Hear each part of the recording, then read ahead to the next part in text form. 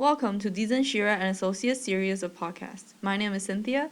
With me today is Angela, International Business Advisory Associate from Beijing office.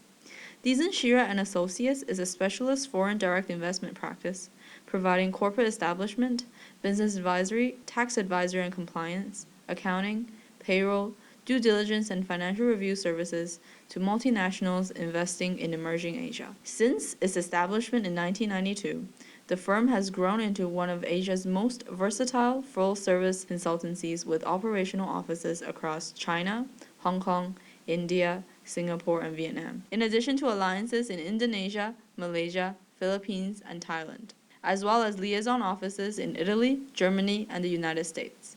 Today we'll be talking about the Shanghai Free Trade Zone. Since first opening in September 2013, investors and businesses have flocked to the Shanghai Free Trade Zone.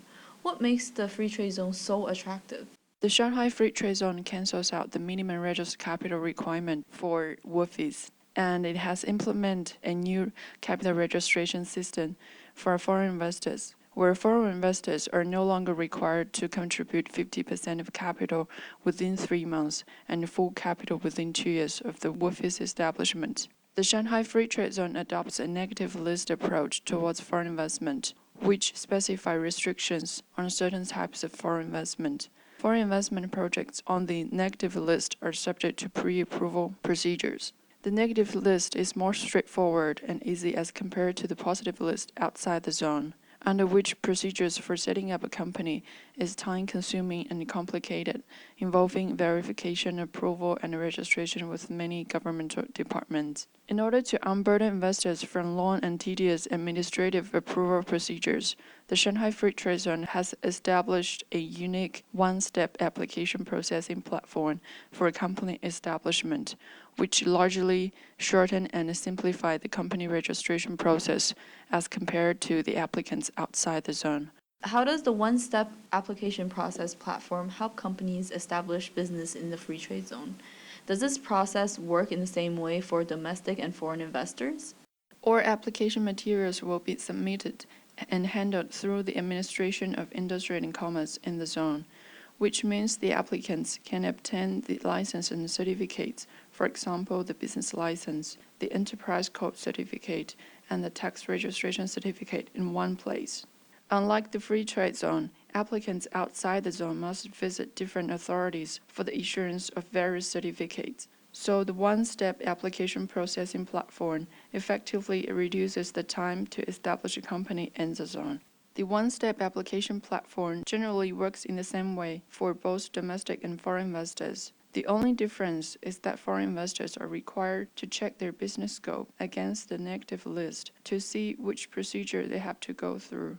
According to the local government, the business license, enterprise code certificate, and the tax registration certificate can be issued in 4 working days once the application is accepted. But in practice, the actual process may take more than 1 month because of the long pending list.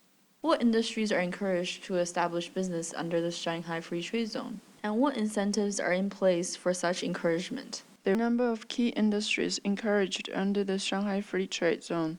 The medical industry, shipping industry, financial industry, value-added telecommunication industry, and e-commerce industry. The People's Bank of China offers various preferential policies to the Shanghai Free Trade Zone in terms of cross-border RMB usage, overseas financing, and foreign exchange administration. The Shanghai Free Trade Zone simplifies the procedure for cross-border RMB usage under current account and direct investment items. Non-banking financial institutions and enterprises located in the Shanghai Free Trade Zone are permitted to borrow RMB funds from offshore sources. The borrowed RMB funds may be transferred to China inbound, but must be kept in a special settlement account at a bank located in the Free Trade Zone, and can only be used for the purpose of manufacturing operations and project construction within the Free Trade Zone and project construction overseas. The Shanghai Free Trade Zone is also aimed at bolstering the growth of country's shipping industry.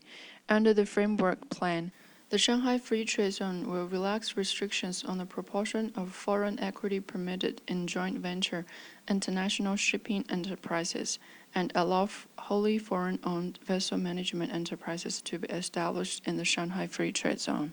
The telecommunication industry has traditionally been heavily regulated in China. Only few foreign investors have been able to obtain permissions to provide value-added telecommunication service in the country. China further opens up this industry to foreign capital in the free trade zone. Foreign investors are permitted to own more than 50% of online application stores and online storage business in the Shanghai Free Trade Zone. But foreign ownership of online data and transaction processing business will still be limited to 55%.